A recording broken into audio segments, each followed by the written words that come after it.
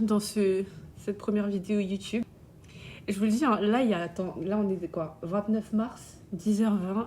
Il y a genre 20 minutes, j'étais en crise existentielle. Et je dis à mon mari, oh, j'en ai marre de cette vie, j'en ai marre.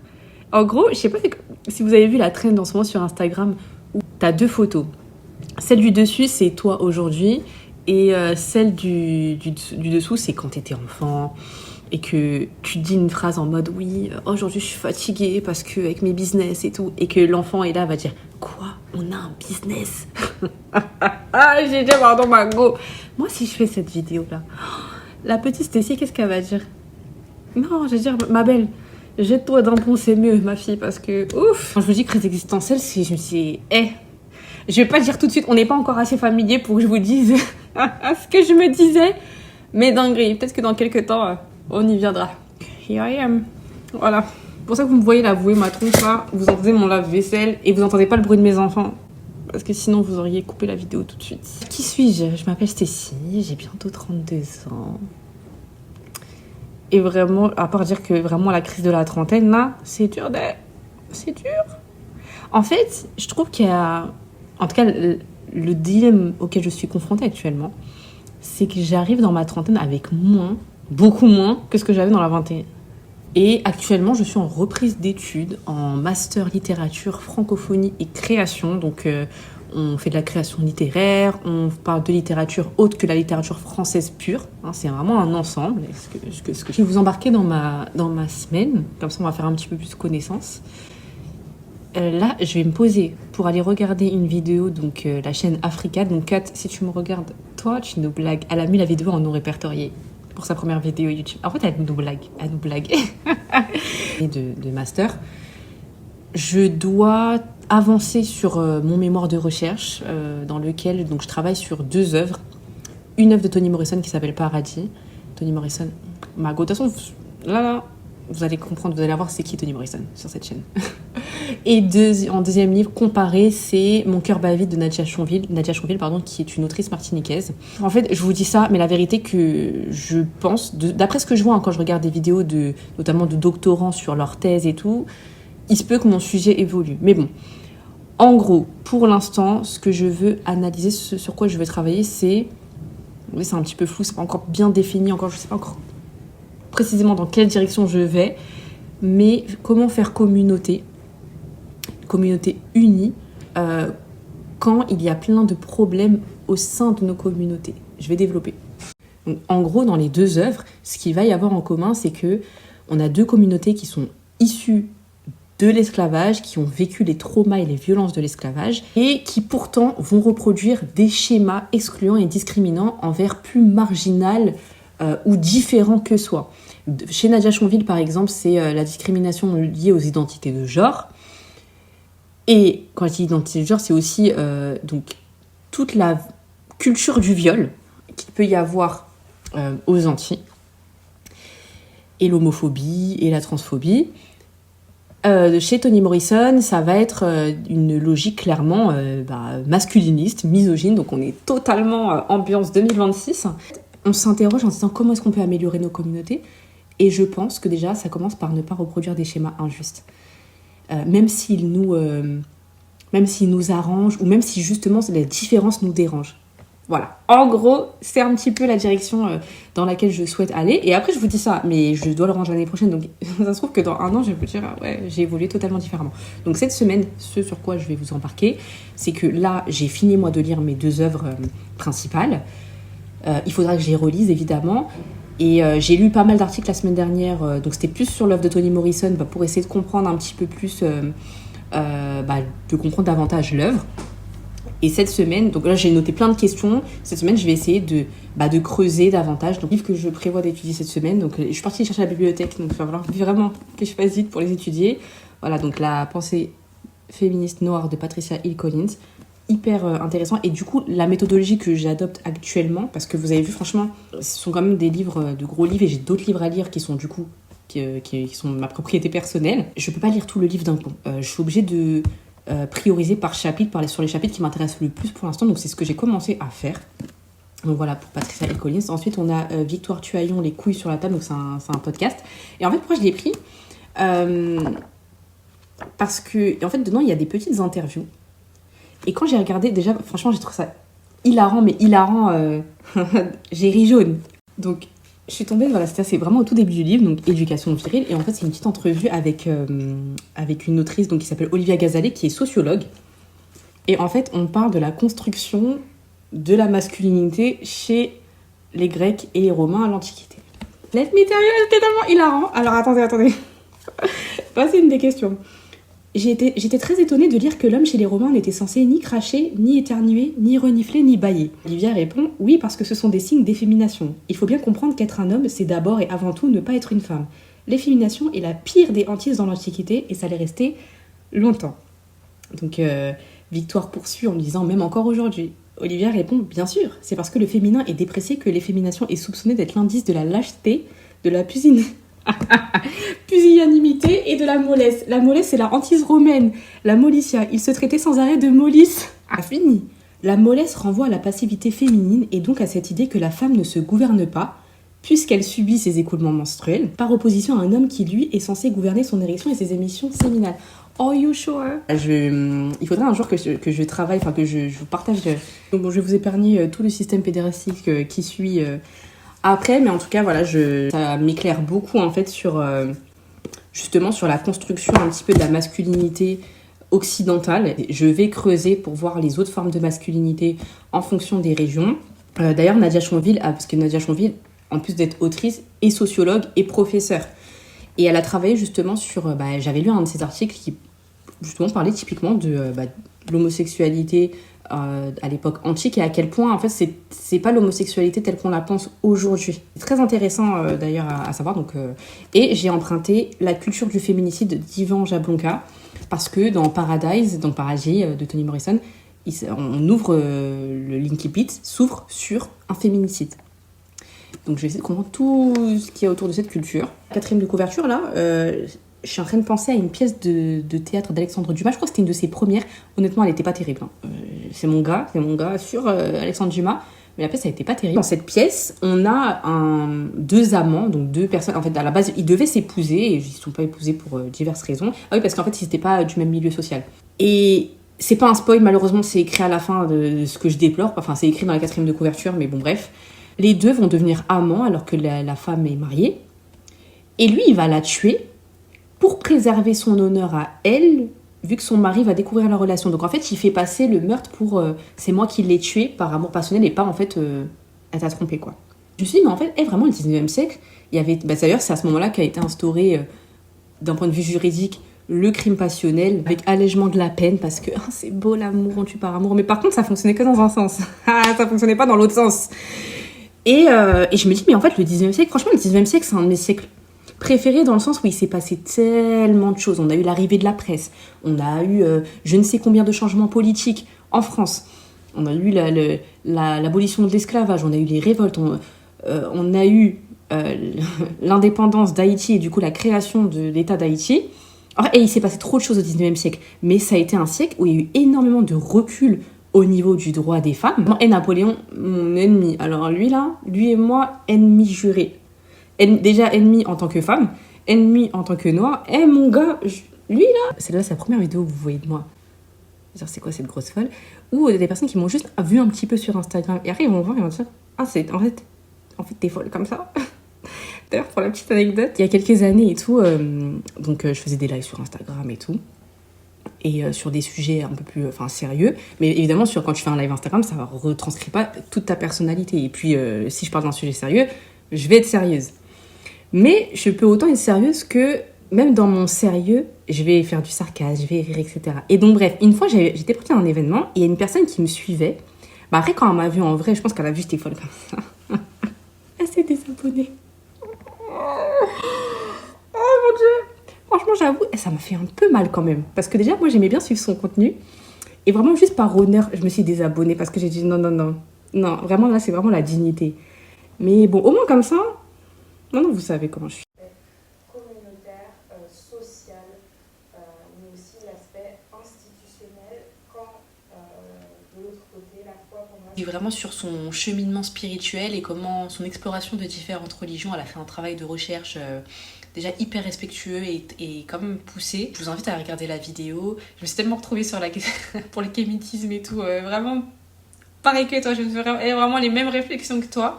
Et sur la question de l'islam, je me suis posé exactement les mêmes questions.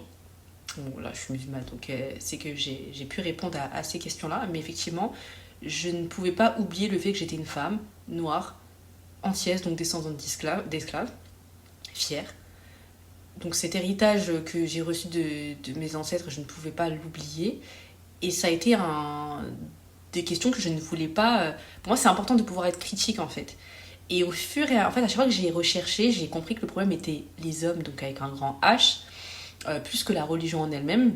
Et c'est quelque chose qui m'avait tellement rassurée, même le rapport du prophète sallallahu alayhi wa sallam avec les Noirs, il a tellement... Enfin, il y a plusieurs récits dans lesquels on voit qu'il avait défendu plusieurs personnes noires qui ont vécu de la négrophobie dans ses compagnons et compagnonnes. Une des femmes qu'il surnommait ma mère après ma mère, donc Baraka Ayman, est une femme noire, qui l'a élevée depuis petit, qui a assisté avec lui à la mort au décès de sa mère. En fait, si vous voulez, quand j'ai vu la place que le professeur sallam donnait aux femmes, aux noirs, ça m'a... En fait, c'est là où j'ai vraiment compris l'importance de vraiment dissocier les gens de la religion. Et ça, je pense que c'est une des choses les plus difficiles à faire. Et là, ça fait 13 ans que je suis convertie. C'est encore un problème que je rencontre au quotidien, notamment en ce moment avec la question des femmes. Je vois des discours misogynes qui dégoûtent sur les réseaux sociaux. Et c'est quelque chose où je suis toujours obligée de me faire le rappel en me disant, Stécie, il faut vraiment... En fait, les gens ne sont pas la religion, en fait. Et leurs comportements sont condamnables. Mais voilà, donc j'ai trouvé la vidéo très intéressante. Et une chose que j'ai trop aimée, en fait, qu'elle a dit, et ça, c'est exactement quelque chose que... malheureusement, il y a beaucoup de gens qui peuvent se tromper sur moi à ce sujet, parce que dans le quotidien, en fait, quand les gens vont voir que je vais être à l'écoute, en fait, si je ne vais pas aller dans leur sens, ils peuvent se retrouver choqués parce qu'ils vont se retrouver, avoir l'impression d'être jugés, parce qu'ils auront tellement l'habitude que je sois à l'écoute, donc ils vont se dire, si elle m'écoute, c'est qu'elle est d'accord avec moi, alors que non, je peux t'écouter et ne pas être d'accord avec toi, et c'est ok, en fait. C'est pas parce que je suis pas d'accord avec toi que je dois t'imposer mon idée, et à l'inverse, parce que je ne t'impose pas mes idées, tu ne vas pas m'imposer les tiennes.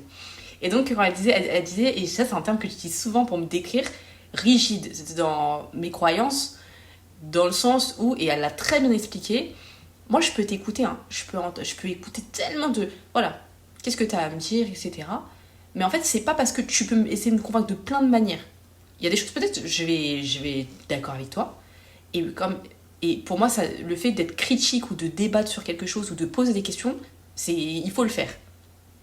Encore une fois, c'est pas parce que je t'écoute que je dois approuver tout ce que tu me dis. Parce que si vous pensez avoir la vérité, c'est pas parce que vous avez votre vérité que vous devez l'imposer, que vous devez être arrogant. Et en fait, que vous acceptez d'écouter, en fait, tout simplement. Et en fait, c'est pas parce que vous écoutez, vous pouvez entendre d'une oreille, ça veut pas dire que vous acceptez. Enfin, il faut savoir vraiment faire la part des choses. Donc, vraiment, je vous recommande cette vidéo. Je pense qu'elle est très instructive pour... en fait... Si vous voulez avoir une sorte de référentiel ou de méthodologie sur comment explorer différents sujets, je trouve que la vidéo de Kat le montre très bien. Donc, je fais des recherches, je me questionne, je m'écoute, je poursuis ou pas, et l'honnêteté intellectuelle aussi. Parce que quand Kat a parlé du bouddhisme, en fait, elle disait que ce qui a fait qu'elle s'en est détournée, c'est quand elle a voulu rejoindre la communauté bouddhiste et qu'on lui a demandé de payer. Et elle disait, voilà, effectivement, c'est quelque chose de fragile, mais à l'époque, il me fallait peu, en fait, pour me détourner. Et donc, vraiment, je pense que si vous vous demandez, voilà, comment avoir d'esprit critique, comment faire preuve d'honnêteté intellectuelle, je pense que la vidéo de Kat va beaucoup vous éclairer à ce sujet. Good morning, mes gens. On est lundi, 8h39. Mon tunnel du matin is over. Les enfants sont déposés, mais ce matin, je dois vite travailler parce que je dois aller chercher mon fils à 11h30. On a un rendez-vous cet après-midi. Donc matinée bien chargée. D'ailleurs ce matin je dois aller chercher un livre que j'ai commandé sur Vinted de Toni Cadbambara. Toni Cadbambara, je crois que j'ai 2 livres à elle à la maison. J'ai un recueil de nouvelles, donc le Gorille mon amour. Et Ce cadavre n'est pas mon enfant. C'est costaud et tout. Et Toni Cadbambara est louée par Toni Morrison dans sa qualité d'écriture. Au-delà de ça, et donc là le livre que j'ai commandé, donc c'est Les Mangeurs de sel. Je l'ai commandé parce que en fait Toni Cadbambara m'a l'air d'être une personne et d'avoir en tout cas dans Les Mangeurs de sel, j'ai l'impression que ça peut répondre à beaucoup de mes questionnements sur en fait voilà, de ce que je comprends, c'est une femme qui est donc une activiste, écrivaine, et en fait sa forme d'activisme, elle se situe dans le lien avec la communauté, le lien, en fait, comment est-ce qu'on peut aider à notre échelle les gens de notre communauté, donc voilà, ça entoure vraiment tout ce qui est faire communauté, et c'est totalement ma vibe en fait. Au-delà de ma vibe, c'est également des choses sur lesquelles concrètement je travaille. Donc ça va faire bientôt 3 ans que j'ai fondé une association qui s'appelle Les Doués d'intelligence. Et au sein de l'association, le programme, on va dire signature, s'appelle Renaissance. Et on accompagne des femmes qui sont en situation d'exclusion. Pour Renaissance en particulier, on parle aussi de fragilité financière. Donc par exemple des mamans solo, voilà, des personnes qui vont se retrouver seules, en difficulté avec leurs finances, et au final qui sont très isolées. Et donc Renaissance en fait se base sur une reconstruction, voilà, tout est dit dans le terme, hein, Renaissance, mais une renaissance sociale, une renaissance personnelle, financière, voilà, sur vraiment plein d'aspects. Et du coup, voilà, ça fait 3 ans, ça fait déjà 3 ans que le programme est dispensé, avec des résultats qui vont au-delà de ce que moi j'aurais pu même imaginer, clairement, et qui me montrent que parfois on a tendance en fait à se dire que pour faire mieux dans ce monde, il faut de grandes actions. Donc on se dit, moi j'ai pas les moyens, comment je vais révolutionner ce monde, blablabla. Bla. Et en fait on oublie que ce sont les petites actions cumulées. Et parfois, ça peut être une écoute, un conseil, aider, je sais pas, une voisine à garder ses enfants parce qu'elle doit aller à un rendez-vous. C'est ce genre de petites choses qui vont avoir un impact sur la vie, sur la vie des gens. Et en fait, on ne sait pas à quel point les conséquences peuvent être long terme. Donc voilà, je pense que Toni Cadbambara va pouvoir répondre à beaucoup de mes inquiétudes aussi. Un truc que j'ai appris au fur et à mesure de tout au long de ces 3 années, c'est qu'il y a une nécessité je dirais en fait une sorte de résignation sur le fait de se dire tu peux pas être partout, il faut avoir ce temps de régénération personnelle. Là je l'ai vu par exemple sur la dernière session 3, c'était cet été. Alors en fait ce qui m'a frustrée sur cette session, donc c'est très très bien passé, hein. Mais personnellement moi ce qui m'a frustrée, et là c'est plus dans l'organisation et la structure, c'est que je me suis organisée de manière à demander de l'aide. Donc ça on aura l'occasion de reparler sur ce sujet de demander de l'aide et tout, parce que moi je suis quelqu'un, je demande pas d'aide, mais l'année dernière j'ai vu l'heure, hein. J'ai essayé de demander de l'aide, j'ai vu l'heure. L'aide a été annulée en fait, si je dois le formuler comme ça, une semaine avant que je démarre le programme, et du coup il a fallu que je gère les vacances scolaires, donc d'été, les 2 mois là. Mes enfants ils sont hyper énergiques, genre c'est pas les enfants non, et vraiment faut avoir le cardio pour mes gosses. Je devais gérer une formation, en fait j'ai été en formation justement pour l'association, formation où j'ai été formée pour l'association. Le programme Renaissance, plus j'avais un programme test donc qui s'appelait Diapalé, qui était plus pour accompagner des personnes qui voulaient entreprendre. Et les rendez-vous se passent le soir, donc quand mes enfants sont couchés, et ils se lèvent très tôt. Non vraiment, septembre, j'étais au bout du rouleau. J'ai vu évidemment que je prenne une pause pour déjà me régénérer d'un point de vue physique, créatif, Parce que moi, en fait, en fait, je n'arrive plus à être créative. Et pour moi, ça, c'est vraiment un signe d'alerte. Et puis même, je n'arrive plus à ressentir. Ça veut dire que même dans mes sensations, je suis comme anesthésiée.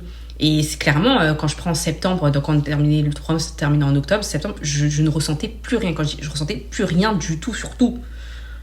J'arrivais pas à pleurer, je n'arrivais à rien en fait, j'étais anesthésiée. Faites stop parce que évidemment moi j'ai culpabilisé parce que je me suis dit il faudra que je refasse une session 4 rapidement. Et là je me suis dit mais Stécie non. L'important en fait c'est pas la quantité, c'est de le faire bien. Tu accompagnes des gens, franchement des femmes aussi exceptionnelles. Tu ne peux pas laisser la place à tes biais. Tu ne peux pas laisser la place à la moindre de tes faiblesses.